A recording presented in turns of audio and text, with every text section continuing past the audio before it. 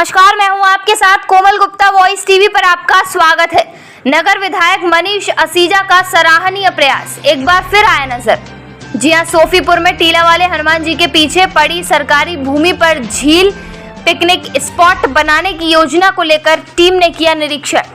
जी हां, बता दें, नगर विधायक मनीष असीजा के द्वारा सोफीपुर में टीला वाले हनुमान जी के पीछे पड़ी सरकारी भूमि में नगरवासियों के लिए एक पिकनिक स्पॉट बनाए जाने की योजना है।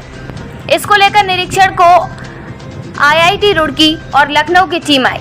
उक्त स्थल पर नगर विधायक मनीष असीजा के साथ टीम ने झील और पिकनिक स्पॉट बनाए जाने के निरीक्षण किया। नगर विधायक मनीष असीजा ने बताया कि बहुत समय पहले से एक प्रस्ताव को लगातार विधानसभा और अपनी आश्वासन समिति में उठा रहे थे।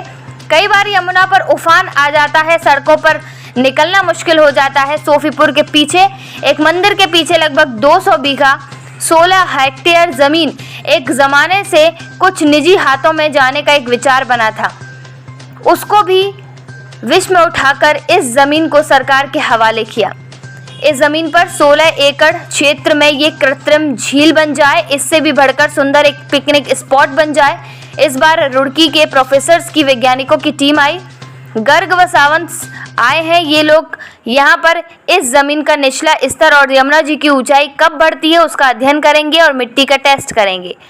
साथ ही कहा कि ये पहला कदम है, ये यहाँ प्रगति की ओर।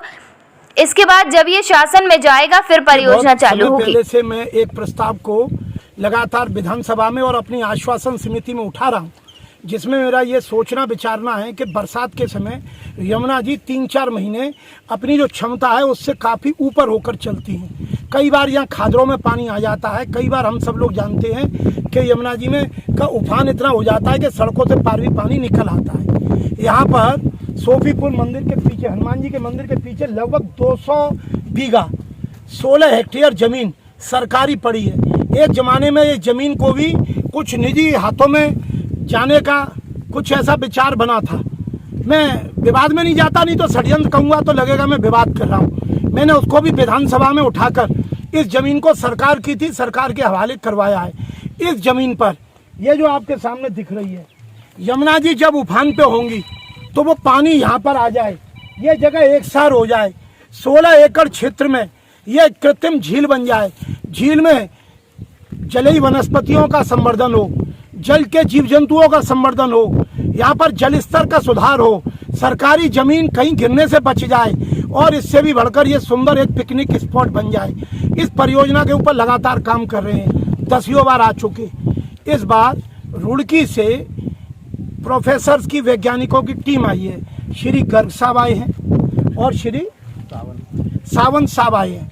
ये लोग यहाँ पर इस जमीन का जो निचला स्तर है 16 हेक्टेयर और यमुना जी की ऊंचाई कब बढ़ती है उस पर अध्ययन करेंगे कि भाई जब हमारी यमुना जी ढाल से आ जाएंगी यहाँ या पंप से आएंगी, उसका ये अध्ययन करेंगे। यहाँ की मिट्टी का टेस्ट करेंगे।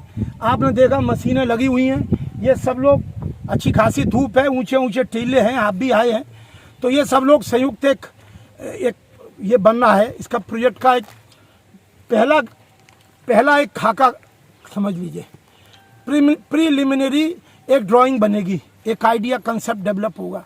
इसके बाद जब ये परियोजना में जाएगा, परियोजना में शासन में जाकर हम इसकी बजट की आवंटन की क्रियाएं कराएंगे, फिर परियोजना चालू होगी।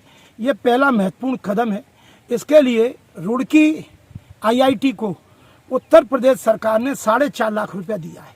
इस अध्ययन की पूरी रिपोर्ट बनाना, उसी के क्रम में हमारे दोनों सम्मानीय वैज्ञानिक आए हैं, यहाँ पर ये अपना आंकलन करेंगे। अच्छी बात यह है कि इन्होंने ये कहा है कि ये विचार इन्हें भी बड़ा अच्छा लगा है। बाकी पूरे जब इसकी पूरी गणनाएं हो जाएंगी, क्योंकि कुछ चीज़ें होती हैं जो भावना से ऊपर होती हैं, वो होती है इंजीनियरिंग। किस तरह पानी आएगा, ग्रेविटी से आएगा, ग्रेविटी माने ढलान से या पंप से आएगा, और यहाँ पर कैसे पानी को रोकेंगे, कैसे इसके तल में अगर ऊंचाई है तो मिट्टी खोदकर इसका एक समतलीकरण करेंगे, कैसे झील की हदबंदी तैयार होगी, यह सब अब आगे होने वाला है। मैं इस प्रोजेक्ट के प्रति बड़ा आशान्वित हूँ। मैं खूब अपनी पुराने अनुभव से कह सकता हूँ, अगर ये प्रोजेक्ट हम ज़मीन पर ले आए तो फिरोजाबाद के लिए, प्रकृति के लिए, पर्यावरण के लिए, यहाँ की आबो हवा के लिए, यहाँ के पर्यटन के लिए, यहाँ की सांस्कृतिक गतिविधियों के लिए अपने आप में एक अनूठा कार्य होगा। बहुत बहुत धन्यवाद।